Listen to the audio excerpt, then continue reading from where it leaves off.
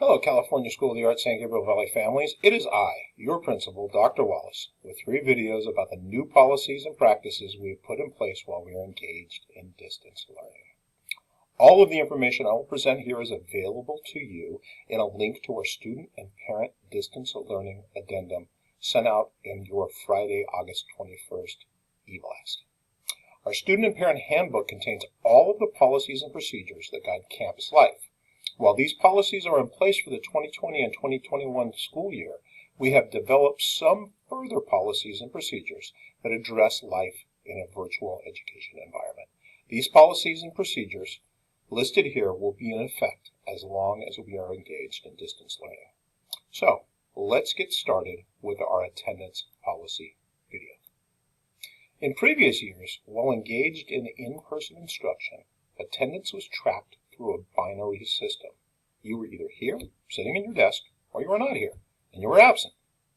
For this year, however, while we are engaged in distance learning, the state of California has provided us with guidelines for tracking attendance that are in alignment with the way students are attending school virtually.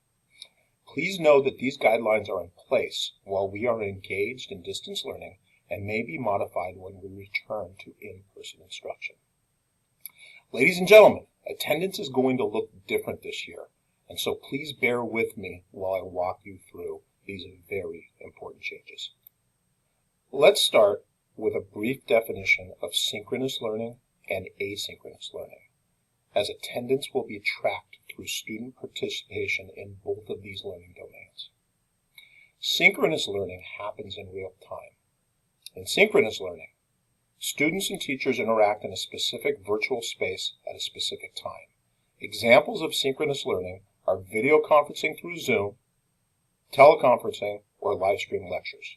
Most of our synchronous learning time, ladies and gentlemen, is spent with you and your teachers via Zoom. Asynchronous learning happens without the teacher present. Students have more flexibility when to schedule and complete their work in asynchronous time. Teachers post assignments, projects, and assessments for students to complete within an expected time frame, sometimes daily, sometimes over a few days, sometimes weekly. Examples of asynchronous learning are self-guided lessons and assignments, reviewing lecture notes, or watching assigned video content. All of our academic and elective and conservatory classes have some portion of synchronous and asynchronous instruction.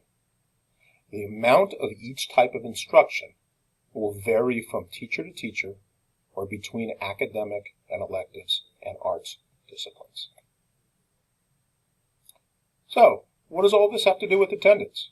Well, for the 2020-21 school year, while we are engaged in distance learning, your absences will be determined based on your weekly progress in synchronous and asynchronous instruction. It's a combination of both, folks. Attendance is no longer determined by your presence on any given day or in any given period. It is determined now by your progress.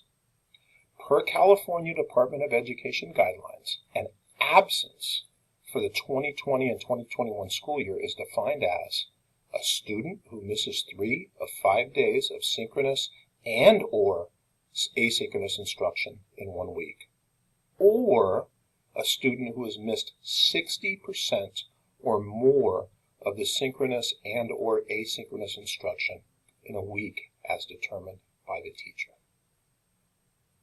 So, what does all this mean? Students, if you miss more than 2 days of synchronous or asynchronous instruction in a week, you are considered absent this year. Students, if you participate in less than 60% of the assignments, activities, and lessons for the week, you could also be considered absent. So, really, there are 2 ways that you can be considered absent this year.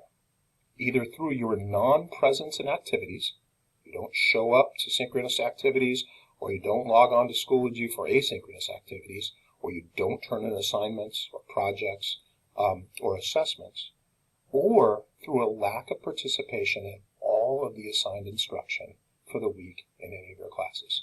So again, students, there are 2 ways that you're absent. Either through your absence in activities or through your lack of participation in activities.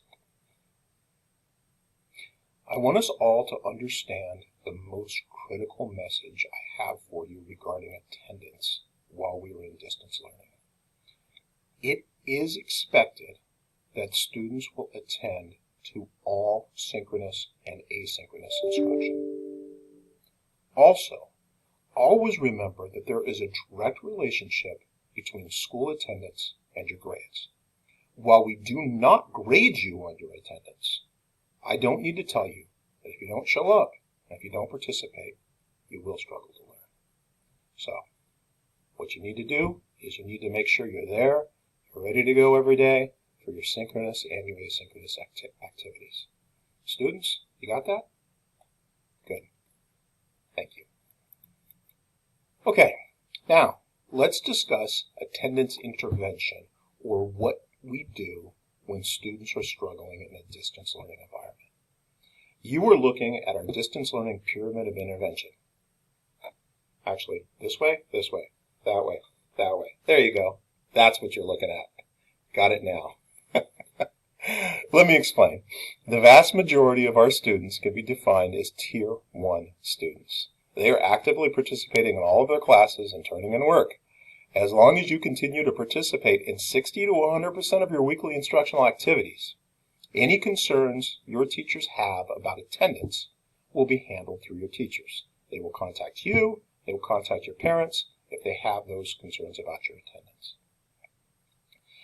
So if a student demonstrates that they are participating in less than 60% of the weekly instructional activities, 30 to 60%, for example, they will move to the Tier 2 of our intervention scale. At Tier 2, our attendance team, our counselors, and our administrators, myself, Ms. Reed, Mrs. Miller, will reach out to you and your family to help get you on track. We may ask you to engage in weekly or daily check-ins or attend a conference to discuss and solve the obstacles in your way to success. If we detect that you are participating in less than 30% of the instructional activities for a week, then you would move into Tier 3 intervention. In Tier 3, we may have you sign an attendance contract, or we could ask you to come in to the campus for some weekly in-person instruction. At Tier 3, we may also ask for our student special services team to step in and provide extra assistance.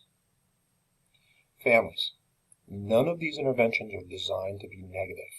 We recognize the unique obstacles to success in a distance learning environment, and my message is this: we are here to help. Even though you are sitting at home, we're still supporting you, and we will do everything we can to ensure your success. We want you to be healthy, we want you to be happy, and we want you to be involved so that you can achieve your dreams.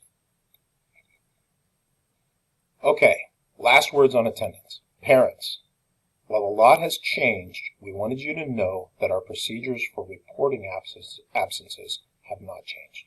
We still want you to email us or call us if your child is not going to participate in school on any particular day.